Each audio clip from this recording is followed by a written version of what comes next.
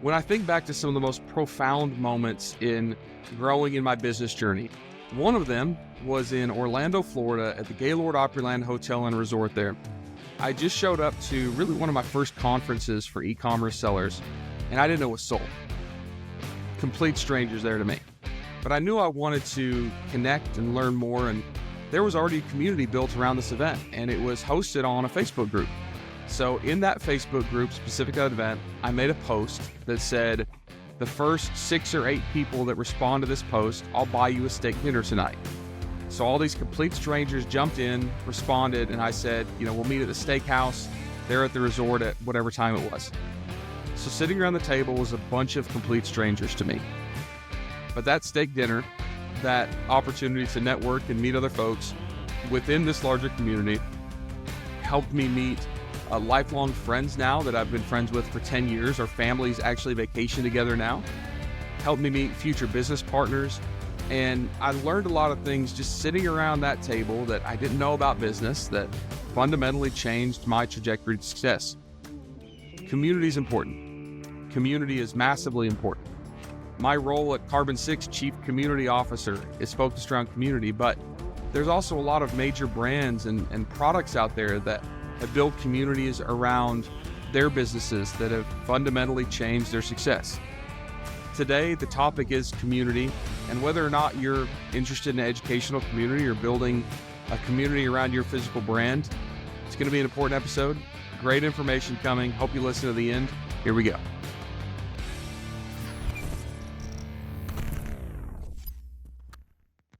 Hey, everybody, and welcome to another episode of the Growth Gear Podcast. I'm your host, Tim Jordan, and today we are talking about community. Now, I live in a community. A lot of you live in communities, but that's not the community I'm talking about. The community I'm talking about specifically relates to entrepreneurism, and it kind of double relates to you if you are a product or a brand seller.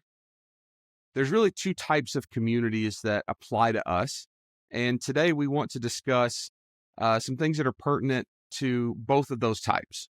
So if you're a brand owner and you're trying to develop a brand community or a community around your brand, or if you're an entrepreneur and you want to be engaged or involved with a community to help you level up, preferably you're thinking about both of these.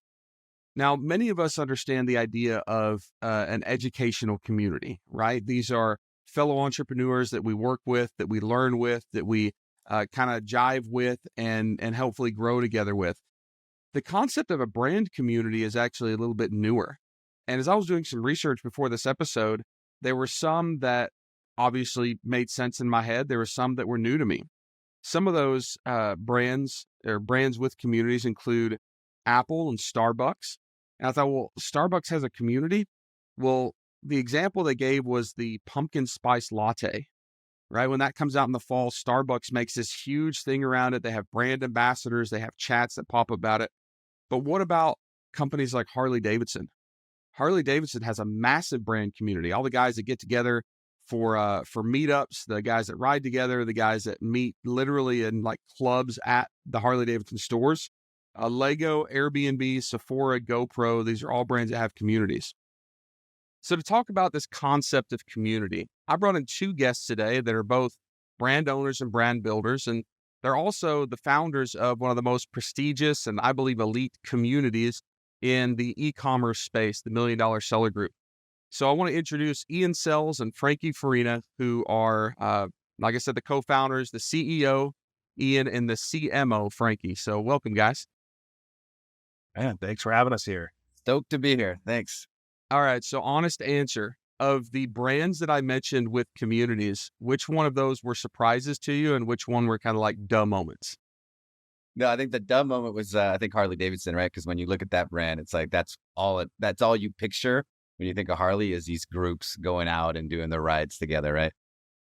Certainly the pumpkin spice latte was a surprise. So as we jump into this, I'm going to pick both of your brains on a lot of these things. And I realize this is the first episode we've done on this podcast with 3 guests. So for those of you that are listening, bear with us as we try to get our cadence and figure this out. And hopefully I'll incite some sort of riot and get these guys arguing with each other and extract some nuggets that way. But if you guys would, one of you jump in and talk a little bit about the genesis of the MDS group, kind of how that idea got started, and maybe the first year of that group. Like what did it look like assuming that you had no idea it would turn into what it is today? Yeah, well, I mean, it started back when I was just building my own brand on Amazon and, finding people on the internet basically that were kind of doing the same thing as me. Stumbled across a lot of people who are my age or whatnot, going to China solo, things like that. And we were, just sharing ideas because there was no roadmap for how to sell on Amazon, right? There was no guidebooks, and there was, some info being sold and shared as courses and stuff. But from my previous background, I was like not trying to reinvent the wheel, and I wasn't trying to, I was trying to stay ahead of the curve essentially. So I was able to find people in different Facebook groups that I was chatting with and say, hey, join my group. We're talking high level stuff. These are the people who I'm verifying that they're actually sellers. They've been selling for a certain amount of time and they have reached a certain level of sales. And so that's kind of how the community started. It's just a community, wasn't a business, wasn't a model. It was really just a network that I could like rely on. And it made going to China more fun because 6 years ago, had friends to hang out with and have dinner with when I was there by myself for 3 weeks, trying to figure out how to bring a new product into market. Franky, I know that you're leading a lot of the charge on recruiting and on kind of development of the community now. Give me like the 30-second version of what MDS is now. Talk about size a little bit, talk about structure. Just for context for the listeners, what is MDS today? Sure. So we're a e-commerce kind of virtual mastermind, let's say, community for sellers that are in e-commerce that predominantly sell on Amazon. The common thread for most of our sellers is Amazon, but e-com in general. And we represent about $8 billion in revenue on Amazon specifically with our 650 members. The curation of this group means that we've created this collective of shared experience that everyone can tap into because there's likely not a single issue that you'll run into when you sell an e-com and on Amazon that someone else in the group hasn't already been down that road. So there's no reason to reinvent the wheel, right? You just kind of learn from each other and instead of trying to find the answer yourself. 8 billion is a big number. And all of that is essentially, branded e-commerce sales. When I was looking at the definition of community before we got started, this is what ChatGPT threw out at me. It said a community is people who share common characteristics, interests, or goals, who interact within a particular geographic area or virtual space. And I like that as a kind of as a definition, because when we think of community, we do think of in person, but obviously we live in a world that's virtual, that's digital. The folks that are talking about pumpkin spice latte in the Starbucks community are probably not meeting up in parking lots like the Harley Davidson guys. And the Harley Davidson guys would probably much rather meet up in the parking lot of a Harley shop than, chatting on Discord. So I think that the combination of those is important. When I continued to read that definition, I looked up the key elements that ChatGPT lists as important for community. They include things like shared identity, interconnectedness, similar purpose or goal, communication, shared resources, and norms and values. Anything in there that I don't know stands out or missing when it comes to the key components of community in your heads? Sure. I think from a shared value standpoint, I think that's kind of one. It's actually one of our core values, right? It's we're all like-minded and driven. I think that this world, like you kind of nailed it, right? It's virtual more now than it's ever been post-COVID, post-COVID era. So there's so many people who are just kind of operating on their own, kind of maybe not lone wolves because they have a team, but their team is also virtual and they can't talk the same way to their team that they can with other entrepreneurs, right? So, and then your normal day-to-day life, right, where you're surrounded by your friends from college or high school, your neighbors, right? Those are all kind of working professionals, very great, people and jobs, I'm sure, but like you can't have the sort of dialogue that you're really, going to feed off of, like having someone that you can talk to specifically about what you're going through in this journey of, navigating Amazon's newest thing that they're going to throw at you, right? So having that shared identity is really important. And I think that kind of is what resonates really big for a community like ours. Yeah, I would add to that, like there's a big difference also between like a community for a certain type of thing. So like Harley Davidson, right? That is a niche community of motorcycle enthusiasts, right? And so if you go to a motorcycle enthusiast community, you're not going to align as well with those people in that room, right? Because they're going to be talking about different types of bikes that you don't ride, or they might be talking about, dirt biking. So these niche communities are actually really prevalent and actually, bring the community even tighter and closer together because they have such a common thread of the way that they think, the way that they act, what they buy, how they live their lives, right? And so that's where MDS has become like this community of e-commerce Amazon sellers, not just entrepreneurs in general, because we're all entrepreneurs that we're doing this, but we found that niche of e-commerce, and Amazon is our real core focus, but in general, e-commerce is what we do. And we're always looking to expand and grow in that way. But we all have similar interests when it comes to, marketing theory, right? How to launch products, what to do. So our network is really tight in that way. And so I think there's levels to communities, and being a niche community is really going to probably provide you the most value for your specific role. Now, if we're in the larger space, we might learn more about other things, right? I've been in other communities that are entrepreneur focused, like EO and YPO, but I'm with people that, are owners of businesses, but we have nothing more in common than being founders of businesses, right? They own 10 pizza joints or whatnot. So it's really cool to see how community has evolved, because, same thing in any big community, whether it's a school or a neighborhood or a church or whatever, like there's going to be subsets of that community that get deeper and deeper. As I break up this list of key elements, I kind of circled some: shared identity, purpose or goal, norms and values. Those are almost like the stabilizing base foundation of this thing. Like that's how you get started. The other thing, shared resources, communication, and interconnectedness, almost seems like the facilitators of continuing that community, right? If you're not communicating, if you don't have some sort of connectivity, I don't know, mechanics, I don't know if that's the right term. And then, being able to share resources, whether that's wisdom, education, support. So it sounds like there's kind of two levels. So for the listeners, what I'd like to do is ask you some questions and get some advice here, because our listeners are thinking about how do they build a community, or they're thinking about, should I be involved in a community? I was just on a call with a new seller who's watched a lot of online content, and she wants to build a community around her brand. She also wants to join a community, doesn't even know where to get started, right? Like where is the place that she needs to be? So hoping we can glean some great information. I have no doubt that we will for our listeners here. So I'm just going to start lobbing out some questions and we'll see where it goes. Sounds fair? Sounds great.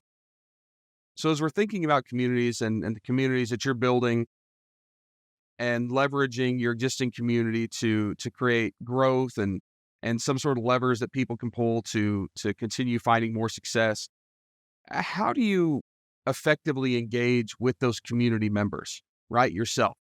Because my understanding with communities is that there has to be some sort of strategy from the top. Otherwise, it's just a bunch of disjointed communication that falls apart, right? So if you're Harley Davidson, you need to be facilitating that community. If you're, MDS leadership, you need to be facilitating some sort of growth. How do you engage with the community members specifically at MDS, as opposed to just letting all the members communicate independently, which also happens, right?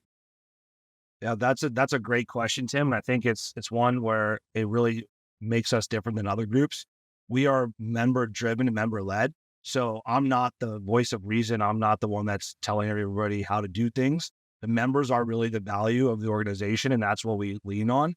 And so we put together like core values that allow our members to align with that. And so that allows them to say, hey, this person doesn't align with our core values. This person, it should be in our group because they do align with our core values, and they are proven, and they have, they will be willing to put the group first, whenever they're talking about things. And so from our standpoint, we put together like frameworks and ways to help organize the content, the resources of the members, and give them more touch points, more ways to connect.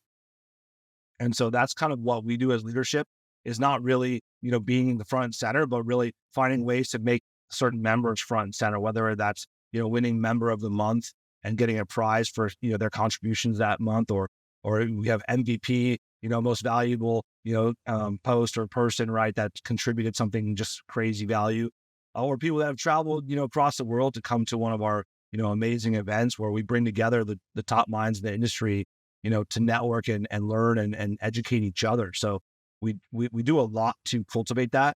I think Franky could probably talk about like our chapters, we have squads, other things that we do as an organization to really make sure that these people are getting a ton of value, 10x, 100x what they're paying to be a part of us, but also getting way more than that personally. So what are the core values of MDS? I'll be happy to share those with you. So one of our core values is called give more, get more. So the more that you put into the group, the more you're going to get out of it. That means that the more you show up, the more you help others, the more they're going to be willing to help you, right? You can't just come in and take.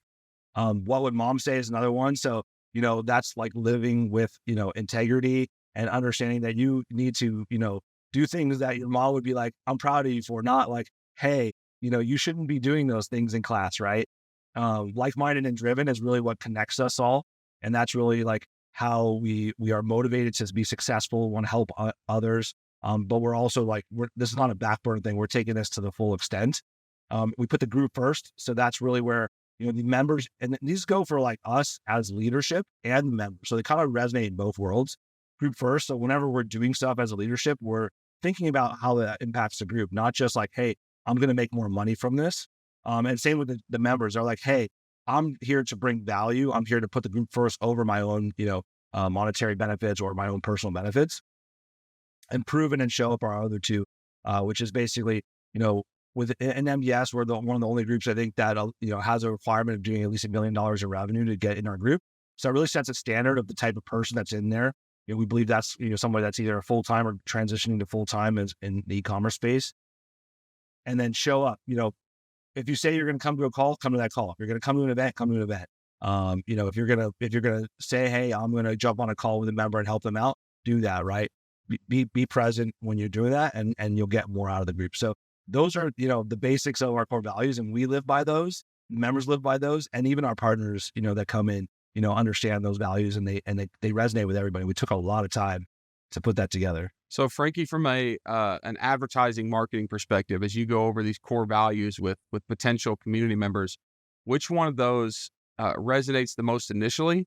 And is there one that later resonates more as they've gotten involved with the community, realize, hey, this is actually more important or more impactful than I expected it to be? I love that, because there is kind of this evolution of like, okay, this makes sense. This is why I'm joining. And then you realize when you're in deep enough in MDS, you're like, holy shit, I didn't realize the impact of this that they were telling me about from the start, but it didn't really resonate until now, right? And I think, the one that I think, right out of the gates, right, is proven. Ian kind of mentioned like there's a barometer, right? You need to do $1 million to join, right? $1 million this day and age is not a lot to do in revenue, but what it does is it filters out a lot of the noise from other groups that are out there that maybe, have a lot of kind of entry people kind of trying to figure things out. So the fact that every one of the groups doing $1 million, to do $1 million, you're likely not getting lucky. It's very likely you're good at some aspect of the business, right? Whether that's launching new products, whether that's, PPC or influencer marketing or, listing optimization, the list goes on, right? Maybe you're good at sourcing. So you put all those guys in a room, and going back to the facilitation question you asked prior, right? Like our job, we're not an education platform. We are facilitators, because the beauty is you get these guys and gals in the room who are proven, who are doing, well in some aspect, and you put them in a room together and you kind of get out of the way. You obviously you guide them, you give them some sort of, something to keep them, to start them off. And then the magic happens, just getting out of the way and letting them talk, right? Because they're starting to solve each other's problems, starting to get better. Maybe you're good at influencer marketing, but you're not good at listing optimization. And when you leave the room after that meeting, right? When you're at events or on these virtual calls, you've now leveled up, right? On those other aspects of the business. And I think like further, once you're in the group longer term, I think kind of that like-minded and driven value that we have, you start to realize like, wow, this is my tribe. Like I came here to learn and kind of for my own personal gain, to learn the latest strategies or hacks or whatever. But then you realize like, wow, this is actually, this is a reflection of who I am and who I want to be. And you start understanding like, wow, this guy's doing 30 million a year, right? And he's no smarter than I am, right? So I can do this. And people start, kind of coaching others and mentoring others. And you start to break through these kind of barriers of, limiting beliefs. And there's a lot of talk around that within the group, right? We've got sellers that started, sellers who came in doing 2 million a year in revenue, thought that was basically that's where they're at, and they're happy with that number. And, they'll do 400 million this year because they surrounded themselves with entrepreneurs of this caliber that were doing things that they didn't even think were possible. And they just went and did it.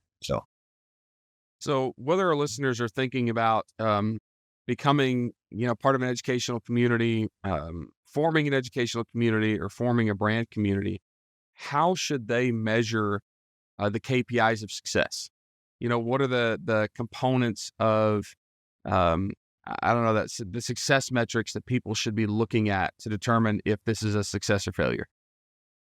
I would say, they definitely need to look at themselves, right? Because whenever you go into a room or a community, like the KPI is, can I go talk to enough people to get my value out of this? Can I open myself up? Can I put my concerns away and go and approach this group of people and ask, hey, what do you guys do? How, you have to have value, that you have something to offer. You may not know what it is, but if you can figure out ways to communicate and be, more confident. So I think the KPI is, can I do this? And you get what you put in. That's kind of like our give more, get more. So if you just come in, you're like, hey, I'm the best seller in the world, I don't need anybody's stuff, but I'm just checking this out. You're probably not going to be a good value of the group, and you're probably not going to fit in. If you come in there and you're like, well, how can I help others? What can I find? What can I do to support, others, and then gain from that and gain connection and resources and stuff like that. That's really a one great KPI. I mean, financially, you're going to, when you're doing $1 million or $10 million in revenue, one little trick that you learn every month can literally pay back your entire investment in an event, in a community, whatever it is that you're paying for, right? Because saving a penny or 10 cents per unit, or, reducing your cost by 1% is going to actually pay dividends, and compound over time. So, you don't know what you don't know. And, having the people that are cocky and have that confidence that they just know everything, they usually, end up suffering, and they're missing out on so much opportunity than just being open and like honest and authentic. And so I think the KPI is really like internal. I guess it's an interesting question because we don't really measure that, but we do award people that, have grown their business since coming in the group and all that good stuff. But I think like the way I see it is like people coming out of their comfort zone, and we try to push members to do so. And that's where they get the breakthrough, the value, and they start to build those connections.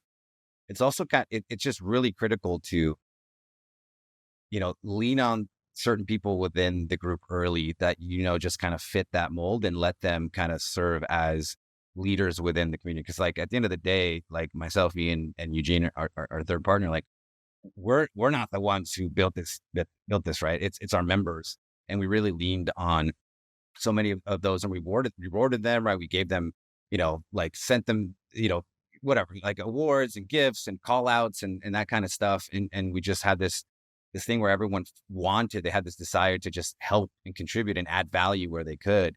And that's really hard to replicate. It's really hard to get right. And I think part of the other thing too, is we were very methodical with our growth. Like we only added, 8 to 10 members a month. Like we had them kind of assimilate or integrate into the community with a value add post and an introduction that was meant to like lead with value. We didn't want the group ever to feel like, to our existing members and our legacy members, like a foreign place. Like, where is this? Like, I don't recognize these faces here, right? So we're very intentional about how we add people and what we expect of them. And we do a good job of onboarding them and providing, resources for them to get the most out of the group. But at the end of the day, like it's not a cash grab. We're not trying to add 50 people, in a given month, right? We just want to make sure that we're adding just enough to not, make it feel like it's not a familiar place to the legacy members who are really the core of the entire group. So I've heard a lot of stuff that I have follow-up questions on. One is this idea of fostering internal leadership, right? Or maybe not individual internal leadership, but like hive leadership. Like let everybody kind of run this thing, which is, I think, empowering, because when we think of, everything that we have to do to run a successful brand, it's a lot, and we have limited bandwidth. So for me, the idea of building a brand community seems daunting, because I would have envisioned that I would have to take the leadership on this. But what you're saying is, leadership doesn't mean doing all the work. Leadership doesn't mean, you're having to carry all the weight. What you're doing is facilitating an environment where other people can take take you know, responsibility and start contributing, and you don't have to do everything yourself. As we were sitting here talking, I was Googling some more on my laptop, and I came across a Harvard Business Review article that talks specifically about the Harley Davidson community, right? And it's talking about myths and realities. One of the myths is that opinion leaders build strong communities. What they're saying the reality is that communities are strongest when everybody plays a role. So in an entrepreneurial community, that's tough because a lot of us are type A, we're go-getters. We want to be helpful, and sometimes, we think that our way is the best way. How do you facilitate an environment where maybe the people that see themselves as natural leaders are most outspoken and kind of want to be center stage don't overpower and overwhelm and subdue the folks that may be introverted, silent geniuses that have a lot to contribute? How do you balance that out in your community? Great. I mean, that's great. Yeah, you're making very thought provoking, right? Because this is exactly what we have and what we see all the time in the group, right? And to your point about type A, like it's hard, a lot of especially our team, our staff, right? Where like they're trying to, interact with the membership, but like, hey, you got to remember these guys and girls are like, they're true type A, like they're the boss and in their environment always. And so it's hard to kind of, really break through in a meaningful way all the time, especially if you're not an existing founder, right? Like for us as members who also have ran businesses, right? Like it's a little easier because they're like, okay, this is someone that I could resonate with because we fought the same battles, right? But as far as like, getting the most out of people who are introverted versus those, I think, Eugene, our third party who's not here, like he's done a great job, especially at our events, to kind of pull out what he can from those people. We do a lot of really good kind of, I guess they're icebreakers, right? Where everyone's meeting each other, like in a very, a very intentional format where by the beginning of our events and stuff, everyone has already met everybody. So immediately the wall comes down a little bit. And so people feel a little bit more empowered. Like there was just a guy yesterday, one of the virtual masterminds we did, right? He was just told him, he described himself as an introvert. And he said he, finally at our event felt like he had a place because people were asking him, and we created these sort of roundtables, and everyone's hey, you're here, you have to contribute, right? So there's a layer of responsibility and accountability that we make everyone kind of partake in. And that forces a lot of people out of their comfort zone often, but they end up obviously, getting a lot out of it when they're willing to kind of challenge themselves what they thought, the kind of person they thought they were.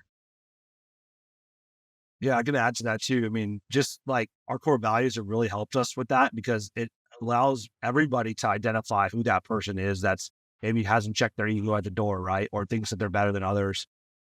We've had to remove people who can't, follow what would mom say, right? Be respectful and, have an integrity and whatever. Just because you're a great person or you sell a lot or, you have big reach isn't an excuse. And so we really foster that relationship internally to make sure that the people that are here, they can raise their hand and stand up and provide more value and be center of attention. That's totally fine. But you got to do it in a certain way that actually is providing value. And in general, whenever you go to a conference, there's usually, if you look around the room, there's usually, a certain handful of people who are talking a lot. And so when we bring in new people to our community, I kind of use the metaphor of like, hey, you're walking into a room of people you don't know. You can't just go and ask people, hey, can you help me with this? You got to come in there with your best foot forward, give some value, start to interact, hey, where are you from? What's up? Then you can start to extract value. Then you can start to, find relationships. But we're trying to foster that value that like everybody here is proven. So everybody deserves some time. Like when you're at normal conferences, you don't know who you're sitting next to. That was one of my issues, as we grew. I kept sitting next to people or getting invited to have dinner with a friend, teach them about Amazon, and nothing would happen. And it was like, well, I'm wasting my time. This guy next to me, we spent all day, building a relationship and he's just not going to be able to add value to me. That's not a bad thing. It's just, I wanted to level myself up. And so by surrounding myself with people who are like-minded, I can, understand that I'm not going to be the biggest person in the room or the smallest, but everybody here has value. And that's kind of how we have facilitated like that really good culture. That's really what it is, culture. So if we have people that are listening to this that are considering an educational community, an entrepreneurial community. What are some of the biggest mistakes you've seen folks make when they join a community that leads to a quote unquote failure for them? Like what is the most common thing that people do that screws up their whole opportunity and doesn't allow them to succeed? I think the expectation that like, hey, I punched my ticket, I paid my dues, give me, give me what I'm here, what I'm due, right? That sort of mindset is one that just doesn't resonate with the rest of our, our members, right? Because at the end of the day, it's all about the shared experiences and knowledge of each other, right? Again, we're not an education platform. So if you're going to lean on each other, it means you got to put in the work, not to echo, too much of what Ian was saying, but, give more, get more is probably the most important value that we have, core value that we have. I think there's a interesting thing we plotted, like we award, our most active members each month. They get an award. And there was a point in which I plotted these guys' growth on a map, on a chart, right? And I was like, wow, look, as a group, wherever we're growing at like 40%, and these guys and gals who are winning these awards for being active and adding value to the community consistently, they're on another level, right? They're going at 50, 60%, right? So it's really interesting how that works, right? Because these are people who've dedicated obviously lots of time and effort and energy in kind of investing in other people in the community by providing value. But something about it, right? Call it karma, call it what you will, but they're getting back many times over because it's very clear in their businesses that they're on a different growth trajectory. And so, Yeah. I'll add to that. It's like, how many times have you bought a course, right? And then you downloaded it and then you did nothing. And you just expected that purchase was going to translate to your learnings. And then you don't take the time to invest in that course, right? I've done that numerous times. Or, you come in and you're like, give me. And it's like, that's not how it works. Yes, we have documents. Yes, we have resources. Yes, we have, hundreds of hours of recorded content that you can watch all of our hack calls, mobile calls, expert calls, whatever, all that stuff. But if you don't take the time to do it, or you don't take the time to network the networking is the shortcut, right?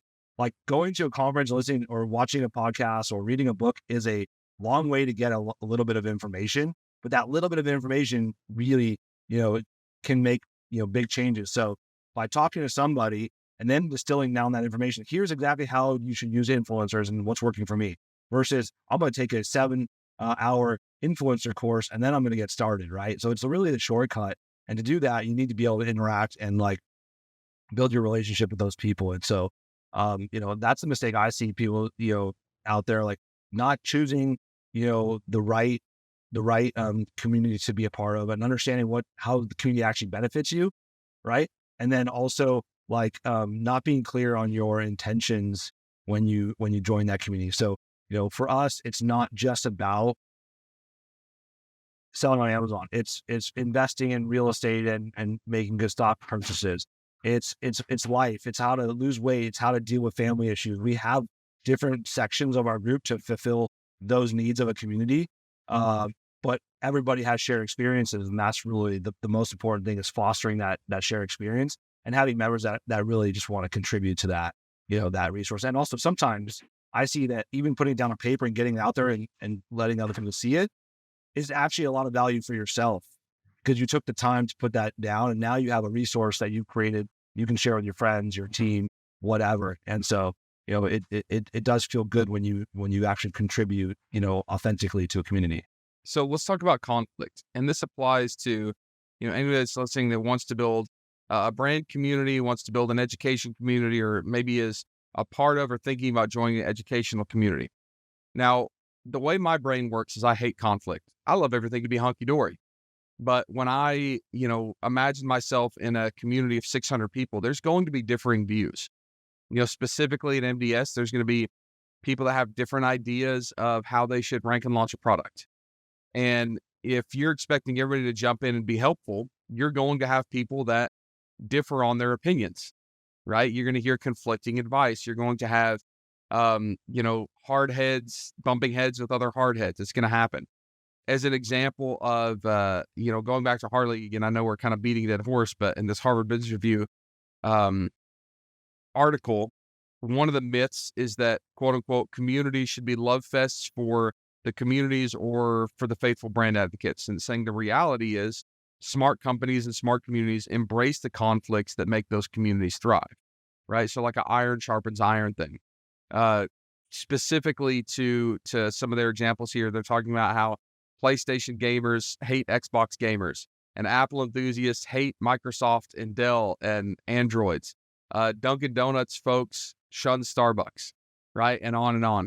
Within your community, you want to consistently provide an environment where people can level up and where, you know, productive debate happens so that new ideas are brought in.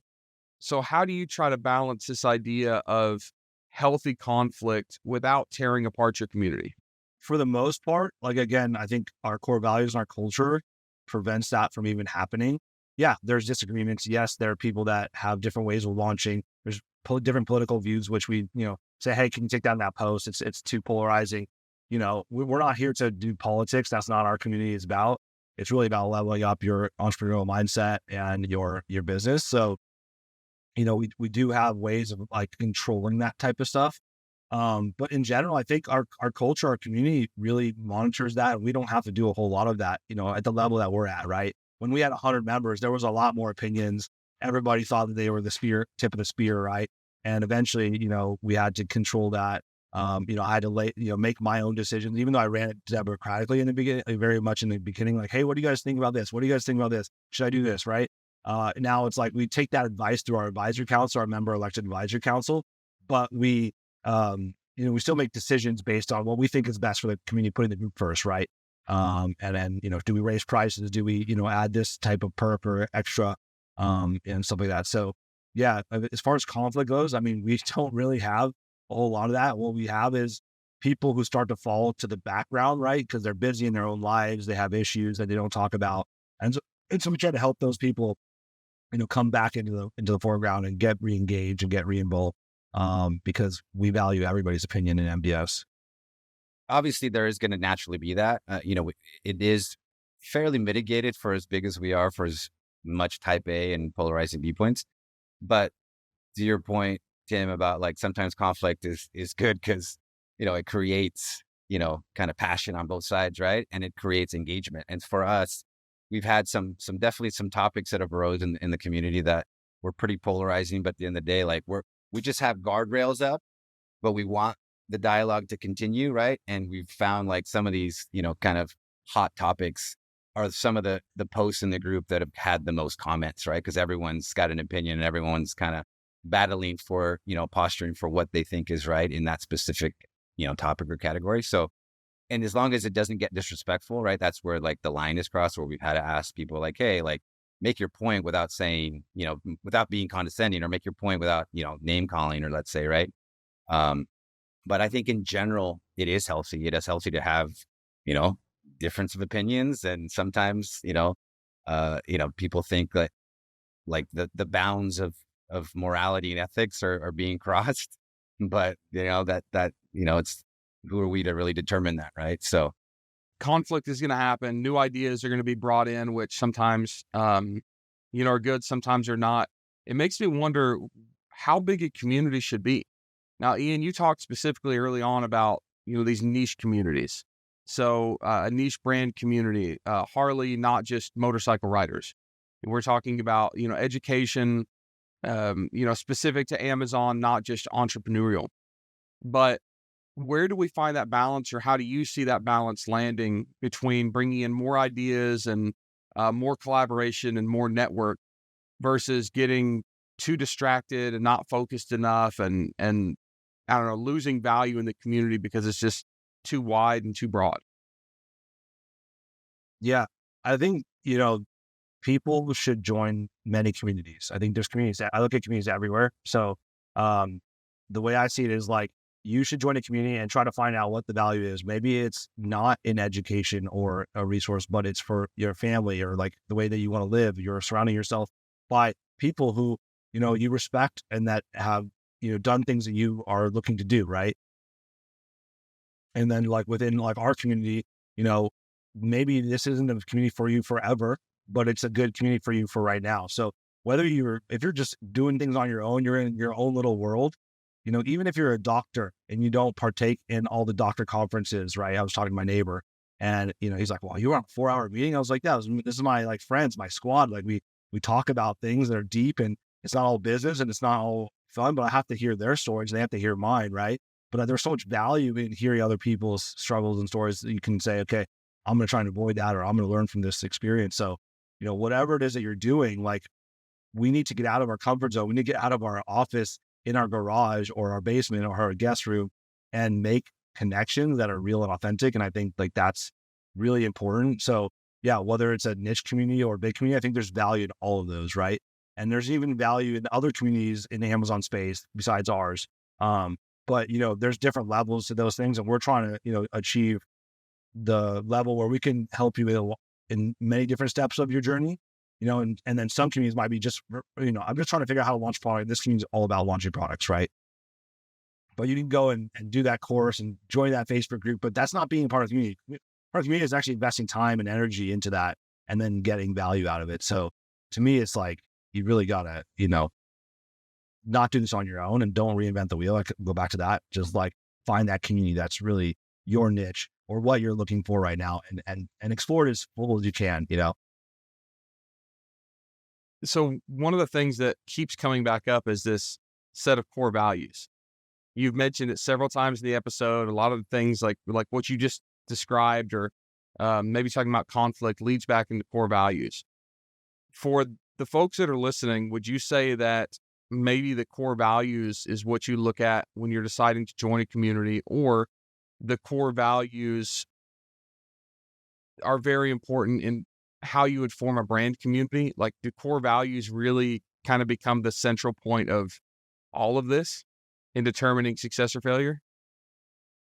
I mean, I think, yes. I think, what I've learned in business is core values matter to your business, right? If you're starting a fitness brand, which I used to have, I didn't have core values. We just made products, right? Once you put core values behind it, then the whole company gets behind it. Then your clients and your customers get behind it, right? If I was really deep in that business, I would have the core values about, fit over whatever, right? And take care of yourself first. And it would be all about that kind of ideal, but distilling it into that way where I think my company, people I hire can get behind it, right? Quality matters, right? What ingredients matter, whatever it is, because then your customers can also be a part of that. And everybody's looking to be a part of the community. And they also are brand ambassadors. There's people that like different brands. I like Lululemon, or I like Adidas or Nike or whatever. You have an affinity to those particular brands. And it's not because the price is good, it's because you like the quality, you like what the company's about, or you like how they support you as an individual. And with MDS, it became this thing where it's there was this time where people didn't wear their brand. They don't share even to this day, they don't really put their brand on their chest or their hat because they don't want people to know what their thing is. But I think MDS kind of unified it for them. Was oh, this is a brand that I believe in, that I would tell my friends to join, that I think that is really good. I have an affinity for it because I feel like this resonates with me, right? I'm $1 million seller.